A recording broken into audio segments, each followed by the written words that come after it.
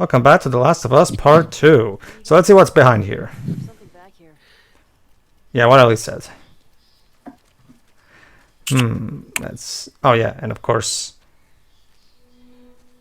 It's kind of like how Chloe in Lost Legacy was always making notes on the map. So you can tell that they basically took a cue from that game specifically for this part. Makes me wonder if that game took cues from Super Mario Odyssey as well, seeing as how that's kind of how the map works there as well. They came out in the same year, so I have my doubts. Use gate code. Funny coincidence. Oh. So In fact, I'm pretty sure Lost Legacy came out before. Okay, so gate code. Let's check out what this gate is specifically. It's Gate West 2. Okay. So we have to check our gate note that we got in the previous part, and we'll see if maybe there's a code for it. Let's see. So WLF, essentially that stands for Washington Liberation Front, if I recall correctly. And you recall correctly, Jova. Very good. Mm-hmm. There are new gang of sorts that we'll have to deal with in this game. Well, remember, they're Abby's faction. Yeah, they're the Miss Bitches faction. Okay, check. Admittedly, there's apparently a bit of a secret that we... East 2, 5-3, 4-5. So that should be the code to this. Admittedly, there's a bit of a secret story bit about them that we don't know yet. Though I don't know if really talking about it would spoil that much. No, I got it. Did they organize the killing of Joel just to make themselves feel better about a crime they committed in the past? Don't worry, Liz. We'll find out why they killed Joel later. Anyway, okay, so let's see. Okay, for the sake of argument, let's pretend that we weren't leaked as to it. Even if, we weren't leaked as to the motivation and how really weak that motivation is, story-wise, am I the one who finds this a bit clumsy? Again, granted, I get it. Sometimes a character can die out of nowhere. Hey, it worked wonders in Alien Free when we killed off Newton and Agent Hicks, right? Everyone loved that, right? Well, it's interesting, Jova, how you say it can be done well, and yet brought up an example of it not being done well. Yeah, well, hence the sarcasm, which Shiroi, I guess, sensed. Yeah, it was West. Actually, all tropes can be done well. Trading card. Pretty much, yeah. Oh, hello there. Oh, as much as I hate to say it, even Lyra revealed. Flow. Get it? Because water flows. She has 80... Your name, Olga Kuznets. She's Russian. She has brains 80 and brawn 80, and she's from the Society of Champions. Graduating at the top of her class from a prominent sci-tech university, Olga was recruited by the Russian government to further their research into dark energy. Fearing the tech would be used for war, her attempt to sabotage their experiments resulted in her consciousness fusing with water vapor. Now she is able to channel her soul into any body of water and conjure objects in any form of water, so long as there is moisture in the air. So basically, she's a waterbender. Yeah, so basically, she's a waterbender. Yeah. Also, what does it mean that she's neutral hero? I get neutral hero or villain, but what's neutral hero supposed to be? My guess is she's technically a good person in terms of personality, but she's not necessarily but she won't necessarily go out of her way to save the day. Maybe she just minds her own business. Maybe that's what they're saying. Sounds a bit like anti-hero, I guess, unless they also have a faction actually called anti-hero. Well, an anti-hero is someone more like Kaiba from Yu-Gi-Oh!, where in the sense that he's constantly antagonizing the good guys, despite not being a full-out bad person, I think that's, I think, okay, let me put it like this. He's an ineffectual hero in the sense that he doesn't, unlike Superman, he doesn't go out of his way to, save people. I think that's what they're trying to... Or something. I kind of read it as somebody who's just lawful, like they kind of help out whenever they think, something needs to be dealt with, not because, they're the hero, they have to be, they kind of help out whenever they feel is necessary, maybe. Neil, maybe like you could... lawful neutral kind of person, I don't... Neil, maybe you should have made a game about this fictional superhero universe of yours, because that sounds a lot more interesting than the actual game. Just saying. No, don't. Actually, no, don't. You'll probably kill the main hero like an hour into the game because the hero accidentally stepped on an ant and the entire colony of ants nibble onto his neck so much that he dies from blood loss from the neck after his neck was essentially slit by ants. And then the rest of the game will be the rest of the gang going on this crusade to kill all ants on Earth. Good. Well, this ant sequel is fucking weird. Good job, Dweb. Good job, Dwebs. Coming up with a Tomb Raider game with a Death Bat Cruise. Good job, Dwebs. You'd be a great horror movie director. Except which Tomb Raider game are you referring to? The 2013 one. The reboot. Because there's been 2 reboots of the series so far. The 2013 one, the one that has incredibly... Well, the bloody one. Yeah, except that one. That one wasn't as what's the right word for it? It wasn't Angel of Darkness. Well, no, I'm comparing it to this game. I mean, look. Don't get me wrong. I may have my qualms with the 2013 reboot and its sequels, but you will never, ever hear me suggesting that it was handled as badly as this. I don't think he's arguing for that, though. I think this was just talking about... It wasn't as needlessly dark as what you were thinking. Yeah. Plus, I mean, that kind of darkness. The darkness in that story actually kind of fits. It was. She was. Well, at least she thought she was at first. She thought she was all alone on an island with absolutely no idea what to do. So she's just looking her way through the. Oh no, I don't mind that. That's not the issue. The issue is that they constantly come up with excuses for really gruesome deaths. There's even a scene where she falls into a pool of fucking blood, and it just makes you wonder: did we really need this? I mean, yeah. That's my main critique of the 2013 reboot. Granted, the plot and story aren't the best either. Hey, I get it. We want to show an origin, but it kind of falls into that origin trap of most of the plot. The hero is incredibly timid or kind of cowardly compared to how she will later become a badass soldier. That game is trying so hard to be gritty that it comes across as comical. Pretty much. Well, the one thing I will say, Joe, Lara Croft was never a soldier. Well, okay. You know what I mean. I know it's part of Square Enix now, but I don't think that's what they're going. That reminds me, Dwebs. Have you ever seen the Lightning Returns outfit for Lightning that's inspired by the 2013 reboot? Because I have. Okay, so what do you think? Do you think Lightning's Lara outfit and even the dirt on her face? Do you think it fits? Do you think it suits her at least? Yeah. Okay. I mean, both are. From what I understand, both characters went through a lot of shit. Lord help me, I'm gonna say it. I think Lightning's a better character than Abby. Well, Lightning is one. They're different characters. They're very different characters. Anyway. Okay. Oh, look. Courthouse. There you go. Dina was able to find the courthouse by just looking at the building that says courthouse. Brilliant work, Detective Dina.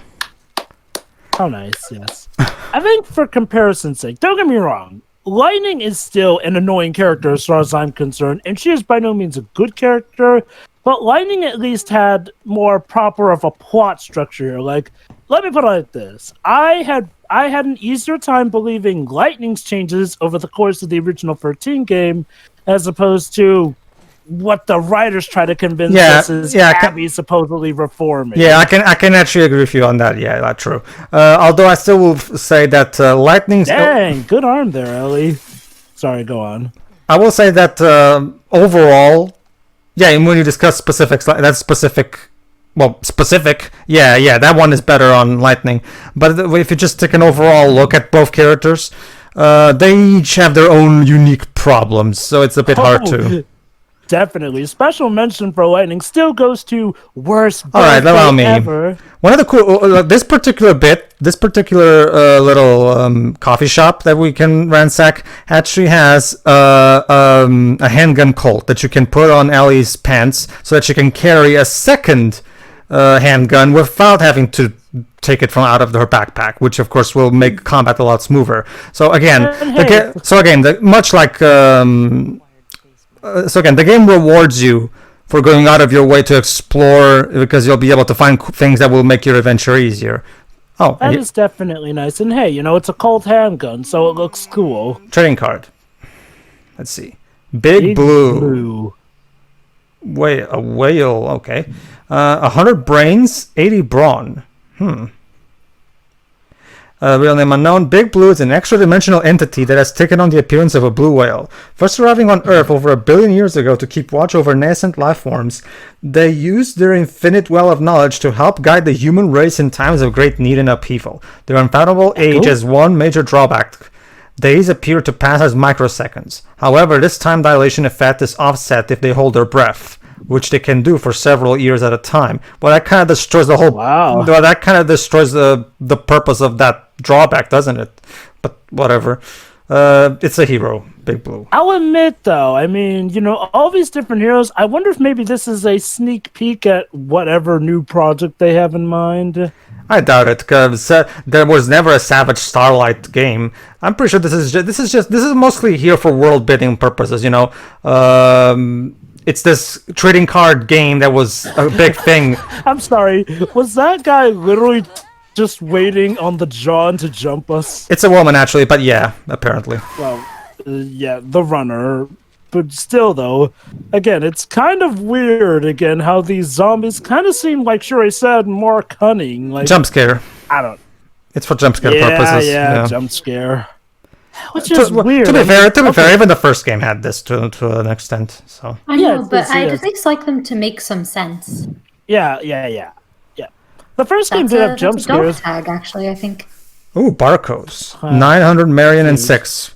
So yeah, we have a key to what is apparently a pet store. So and the address is on it. So let's check it out. Let's see what it is. Go ahead, Jova. Yeah, like Shuri said, though, there were jump scares in the original Last of Us, but they made sense. Like, per se, a zombie falling out while they were shambling. Okay, that's a jump scare that makes sense, But them literally having to wait in here all this time for God knows how long, that just feels like a jump scare that was incredibly planned for whatever reason. Remember, they didn't really have any real, free will, like... Well, but here's the thing, Shira, they don't have free will, but when they hear someone, they immediately go towards some... You can make an argument that she heard Ellie's footsteps, and, because, prey. But they wouldn't hide. That's where the issue is. They wouldn't be smart enough to hide, they'd just run in, really. True. Not only that, but what reason did the runner have to go to that particular bathroom stall? Because remember, she had to. Well, maybe they were already in there. It's just the accident of hiding. Maybe she turned while taking a crap. I don't know. I'm Wow, what a bad time. Okay. Not gonna lie, the mental image of that is kind of funny. I mean, don't get me wrong, it's tragic, but that's what black humor is for. That could have been what happened. Maybe she didn't go and hide. She was just already in there. I'd also like to say, the hint system, and you can turn it off if you don't like it, by the way. If you just want to have no help whatsoever, because it feels hand-holding to you, don't worry, you can turn it off in the options. The hint system is actually pretty good. It does a good job in... Just like it does a good job in detecting that you're taking a long time to find the correct solution to where you need to go, and it will will even do it in a way that the characters even do. So I don't really know where to go now, and then the other character goes, how about for there, and then the destination marker shows up.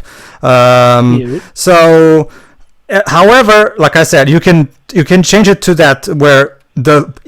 Right now my hints, I customize the hint system for frequent hints, so that it happens fairly, like if I'm taking like a few 2 seconds many to figure out shit. However, you can turn it to infrequent, meaning you will have to take a long time before the hint system decides to tell you where to go, or you can just turn it off completely if you don't want to. If you think we're sheep, bare your fangs. It's the propaganda by the WLF.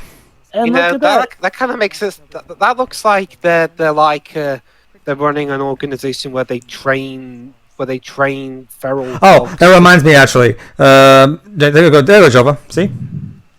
So yeah. Why would you have the name of your organization on the back of the poster that no one can see? Well, Dwebs, that's it. It's propaganda. It's propaganda, Dwebs. That's kind of the whole point.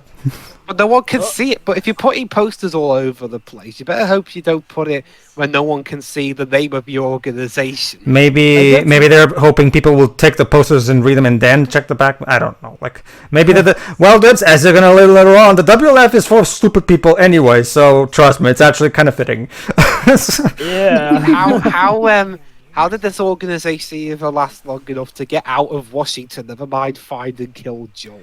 All right. Actually, no, they didn't find him. He just looked into there. All right, we're actually gonna get foreshadowing. Yeah. We're actually gonna get foreshadowing for the game's epilogue in a bit. I'll point out real quick in a moment. In fact, I'm looking forward to asking something to Shiroi in the epilogue, because as I just said, the epilogue is quite interesting. No. I'm gonna hate it, aren't I? I don't mean that. I don't mean that, Joe. I don't mean what you're thinking right now. Basically, Shiroi, it involves sheep. That's all I'll say for now. Oh, that's interesting. Sheep. Yes. Well, what, did we go to Wales in the epilogue? I don't. No, it's still America. Anyway, it's here. It's here that she says it. I think, if I remember correctly. Yeah, here. Yeah. Who? They were these feral cats I have. Aw, she's a cat lady. Hold on. They didn't Aw. want to leave with us, so I miss those scratchy little shits sometimes. You have any pets? Nah, it was never really my thing. Well, maybe when we're done with Like a Hold dog. on. Alright, deal. Foreshadowing, right, Jova? Is that what they're just going to adopt sheep? No. They're actually not talking about the sheep, but later on, Dina will say that she would love to one day live on a farm. But well, What is this? Wait, living on a farm with animals. What is this? Is it? What is this? Did they just take? Did they just take that plan from Red Dwarf, where the main character wanted to go to a farm with his girlfriend and live there? I'll just tell you this: hindsight is a hell of a biatch. it is. Anyway, okay. Sorry, game. Yes, the fact that Dina is a cat person, that might score some brownie points for Shiroi, but not personally for me. I need something more. Okay, I might as well bring up a trope that a lot of people have brought up is, a missed plot idea here. Okay, so imagine this per se. Yes, we're on the Revenging, but how much cooler would it have been to get some flavor text with, Tommy, Joel's actual brother? I'm just gonna let you know here, Tommy's role in the story is kind of minimal from now on. Yeah, it's not like we could get any possible good interaction between, Joel's daughter figure and his flipping brother, exchanging text about, how they feel about the current situation. That's the big problem, Jova. This game is about the cycle of revenge and hate and violence. However, never at any point do the characters actually talk about this and reflect on these issues. The game just has violence happen, and that's it. Violence. Okay. It's one of those cases where, okay, yes, I agree that you should that gaming is an interactive visual medium. I get it. However, some things just cannot be transmitted via visuals. Sometimes you do need to use dialogue. Otherwise, films would have just remained silent to this day. The point is that they're trying to be realistic, but it gets rather unrealistic with how some of the characters deal with these problems. And not just unrealistic in the sense that, they never do this in real life. Look but at that, Jova. That infected in the house of the Lord. Well, at least they didn't go completely... Okay, at least they didn't actually voice the irony of that, because that would have been very anvilicious. Joe, but if we ever do one thing I've been meaning to one thing I think I fancy showing you at some point, if I can find good footage of it on Let me guess, YouTube. Crime of the Age. No, actually. It was it's a wrestling show. Come here, asshole. There you go. It's a wrestling show called Ring of Glory, where where all the storylines and all the characterization is actually based on stories from the Bible. Huh. Interesting. Well, because the event was run at a not a church, but something like it. And it was made to try and bring wrestling and the message of the Lord together. I don't think I've mentioned this before, but yeah, the listening mode from the first game is back, and it works exactly like it did in the first game. So cool. Well, remember, Jova, having a Soliton radar works in Metal Gear, but it wouldn't really fit in Last of Us. So. Oh no! It wasn't that I was assuming about. I was just trying to decipher which kind of zombies we're up against. Runners and clickers. Well, remember, Jova, the clickers are very noisy, so you can always tell when it's a runner and a clicker just by the noise they make. Oh, I get that. I was just kind of wondering if, this is the part where we get introduced to the stalkers, because, Oh, no, we'll get introduced to the stalkers later. We'll have to get introduced to the shamblers first, before we get to the stalkers. Oh, yeah, the shamblers. Which is weird. You'd think that they would have introduced the stalkers, since the stalkers are... why were you just skating like you were skating in butter there all of a sudden? But it's like, the stalkers are like the actual thing that are in between runners and clickers, so you'd think they would have shown those first. I'm guessing they didn't want to be obvious. I don't know. Well, the shamblers are kind of like an in-between a clicker and a bloater. At least that's They're one of the new ones for this game, aren't they? Yes. Basically, Shiroi, they took advantage of the fact that they only had 3 types of infected to go, okay, how about this? Obviously, there's probably some kind of in-between being a clicker, but basically, Shiroi, as you can probably guess, the difference between the runners, clickers, and the stalkers is that the stalkers only have half of their head in mushroom, whereas the clickers have a full-blown mushroom head. The stalkers only have half of their head. Stalkers have the speed of runners, but only half the visibility. They have quite a bit of strength, but they're not as strong and impervious to damage as clickers. That said, in some ways, they can kind of be tougher than Ever to deal with. It's mostly because it's the most difficult one to deal with again, even in this game. The primary thing about the stalkers is that they're very fearful, in the sense that they're constantly afraid and hiding, and they're constantly running from one side to the other, so they can be tough to deal with because they won't stay freaking still. So anyway, as for the most tough one to deal with in this game, Shiroi, well, let's just say this game goes full Resident Evil, which is something that I'm a bit I don't. Okay, yes, that kind of boss works in Resident Evil, but Last of Us is supposed to be more grounded. Okay. I suppose the idea were bloaters the worst one in the original game? The bloaters were the worst ever. Yeah. Well, again, the bloaters are still make sense within this universe because it's just someone that's been infected for a long time, and the fungus got to the point where it's spread for the entire body, so it makes sense. What they do with the most powerful infected with this game, it's fun at Resident Evil, basically. And don't get me wrong, I love Resident Evil, but Resident Evil is intentionally made to be more over the top and kind of cartoonish in a bit. In a way, it has some big monsters. This game, this series, on the other hand, has never been like that. So to have a boss like that in this game, it just, I don't know. I guess it depends on the person, but I thought it was really out of place. But we'll get to that. That said, though, I think my stance is that I agree with a lot of people, though. There are a lot of missed opportunities to see the newer stages of infection here. Whereas, again, this game kind of focuses more on the human plot. And the zombies are pretty much take a back seat plot-wise. Sure, yeah, they're there to deal with, but the whole infection thing is never really the main focus or that big a threat in the main structure of things. Sure. Which is really a shame. Imagine the more stuff we could have done with the virus infection. How about actually seeing somebody who can still verbally speak while they're infected, or at the very least see how that affects them? Well, actually, Jova, we already established in the first game, remember when Harry... when Henry became a runner, and we had to kill him, and his brother even killed himself right after because he was so desperate. But I don't think we ever actually heard him talk while being. Yeah, that's what I was saying. Like apparently, apparently your mind just is the one that goes first. Apparently, that's what I've always took from that scene. At least.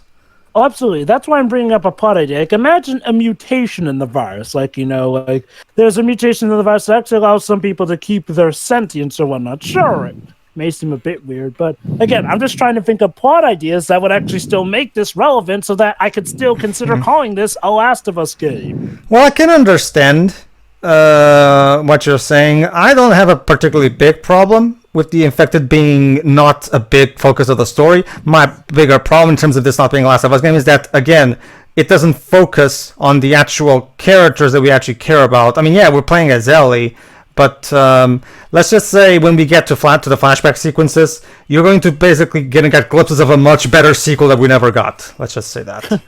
Oh, you think that's bad? There will be some times when flashbacks will literally interrupt the plot and push you back several hours away from the ending. Hold on, Joe, but we'll get to it. Let's try to keep that kind of a surprise. Okay, so code is 860722. Well, thanks for writing it there, dude. Ooh, a machete. Machetes are actually my favorite melee weapons in the game. They're very good for hand combat. Thanks, military dude, and ooh, you don't have much meat left on you. Looks like it now. Let's see.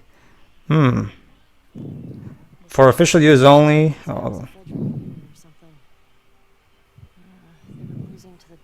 Since we're speaking about better sequel ideas, again, I think it would have been more interesting if we could see how the world as a whole is in the sequel here and there. Like, again, we see hints of what the Feds are up to, but we never actually come across them. Whereas they had something of a presence in the original Last of Us game. I mean, they had to. Let's see, what else? Known WF agitators. Ooh. With the Peter Pattersons and Sanchez. All items confiscated from suspects should be placed in the office lockup. Code is 860722. Okay. Nice. For a second, I thought you were going to say Peter Pan. All right. Well, I mean, why not? It'd be a lot more entertaining than we're getting so far. Suddenly, Peter Pan came down from the sky and eliminated all the zombies. All right, let's try it then. I'd rather be watching Pan right about now. Yeah. Now, folks, I won't deny, maybe it's more fun to play than to watch, but I cannot stress enough how segments in between the story bits really feel kind of dull, but I think that's kind of just it, though. Whereas Last of Us gave us constant story focus, this technically does have that focus, but yeah, it can get a bit dull if you're just watching it. No, it boils down to that. Yeah, like the gameplay is the best way you'll enjoy this game. Problem is, since when you're just watching it, obviously it doesn't work as well. And yes, like I said, the gameplay is perfectly fine, but like Pedro also said, if you want to play games with gameplay styles of this, there are kind of better options. Again, not to diss Naughty Dogs as devs or anything, but they've never been the ultimate best at what they do, more just so they're really great at crafting something and doing something very unique with it, which helps them to stand out. I will argue that it's one of those cases where, like, when it's something like with Uncharted, it's basically an action adventure game with a focus on action set pieces, and it does that really, really well. This, on the other hand, is more stealth focused and more crafting focused, more focused on survival, And when it comes to those specific that specific genre, in that one there are better options, definitely. Yeah. In the meantime, also, this is actually one of those few bits in the game where we're gonna get jumped by some infected. So, fortunately, I already have my shotgun ready. Oh boy, and the place is flooded. Not good. Let's see. There we go. Oh crap! Thanks, Ina. Snap! Let's take advantage of our machete. There you go.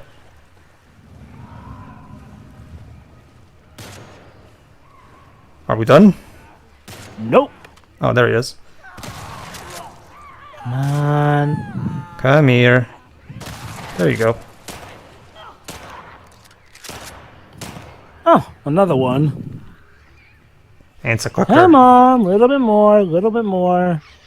Oh, it's a clicker. Thankfully, clickers are not immune to be getting shot in the stomach. No. So the moral of the story is, if you you see a clicker, make sure you have a shotgun on hand. Not just that. That or a shiv if they get up close. That's only mostly with shamblers and bloaters, Jovel. Shamblers and bloaters, since they already have the infection spread throughout their body, their body becomes a lot tougher. So it's much best to use cocktail Molotovs or a flamethrower. Because as the game even puts it in its hints, fire is very effective against infected. So, yeah. Well, it makes sense because it's a fungus, so it makes sense for it to be vulnerable to fire. So. And they don't like light a lot. Like, they often, like, whenever they're going to die, they usually try and find the darkest, wettest place to go anyway. Mm-hmm. Yeah, just make sure you don't use too much light, otherwise you'll trigger the plot of Final Fantasy XIV Shadowbringers. Anyway, yeah, we got ourselves some gas finally, so now we'll finally be able to open the fuck Fedra gate. Hopefully Dina didn't jinx us. There's just a little double check to see if maybe there's something here. It doesn't seem to be. So let's just get out of here.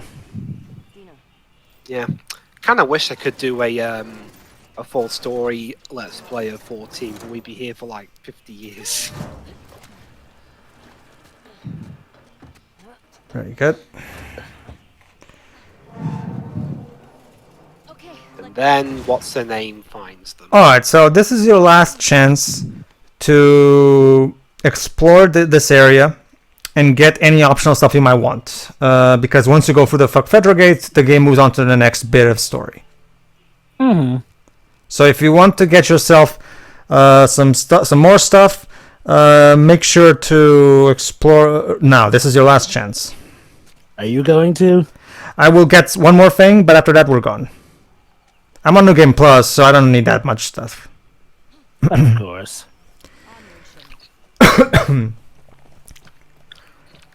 Alright, I'll see. be doing a New Game Plus thing for some games I had in mind to do in the future. Yeah, that makes sense. Alright, so right behind me is a certain thing that Ellie marked. So let's check that. Getting homesick? A little bit. You? Same. Just having a roof over my head. You know. Oh, here we go. I think it's this. Yeah. Fixing up a farm, just outside of Jackson. Why wouldn't you stay in town? I don't know. I like the idea of real space. Sounds lonely. Only if you're doing it alone. Okay. So are we gonna, like, raise sheep and milk cows? Are you making fun of me? No. It actually sounds kind of nice. Really? There you go, Shira. That's what I was talking about earlier. Well, that's at least a nice exchange. So Shira, question. Can you imagine? Yeah. Can you imagine yourself living with Alice on a farm raising sheep? No, I don't have the energy enough to work on a farm. I know how difficult it is. It sounds nice in theory, but considering I come from a family of farmers, I don't know. I'm good, thanks. Sure. What are you talking about? Well done. You figured out that you're hiding unsuccessfully in a crate means that they're dead.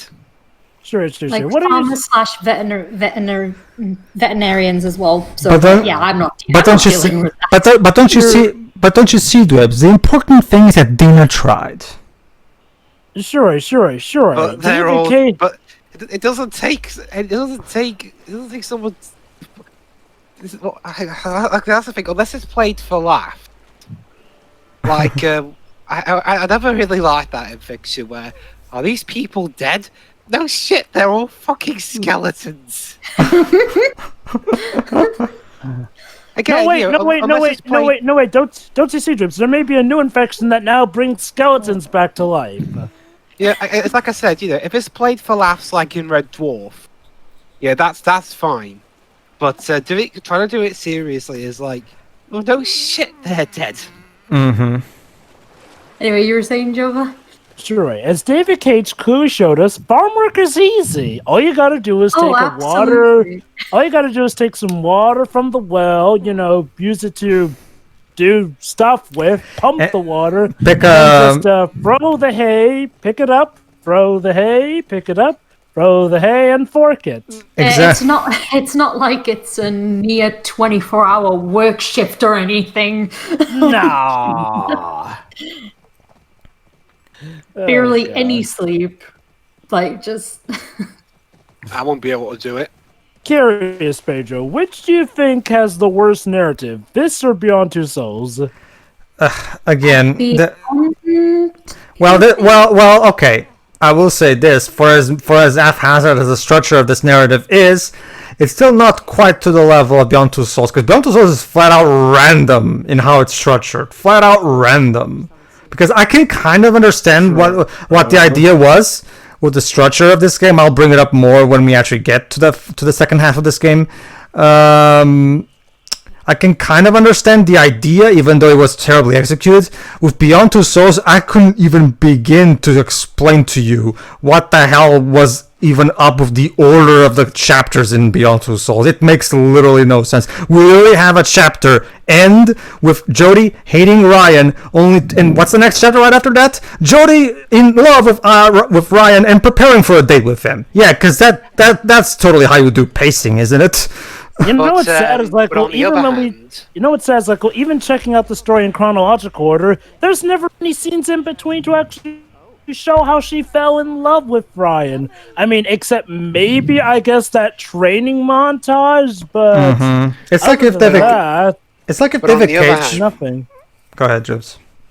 But on the other hand, you could also say that, I mean, Beyond Two Souls is a shit story, but at least it was his own original shit story, whereas this is a sequel to a beloved game. Yeah, true. And within like the first 2 hours, you're kind of starting to render the story of the first game just kind of meaningless. Yeah, that's the thing. In a story like Last of Us, what really does matter a lot of times, is 3 things: the survival of character A, the survival of character B, and sometimes the survival of the human race, obviously. So those are a factor, but now, as of this, they pulled off the whole let's kill important character early off in a sequel, which, okay, it's a trope that can work, but a lot of times can piss people off when done badly. Hell, even if it is done well, it can piss people off. It's not something to be taken lightly. As for Beyond Two Souls, it's like if David Cage didn't actually write a script. He just came up with different scenarios that would be really cool to put Jodie in, and he just used the non-chronological narrative device to excuse it. It's so bad. But anyway, everybody, in the next part, we go back into the more linear structure of the game to basically stay a bit more focused on the story now that we're done with the Lost Legacy bit. So, oh boy, this is where things start to heat up. Well, actually, actually, what you're thinking of right now is two parts later. But yeah, go ahead.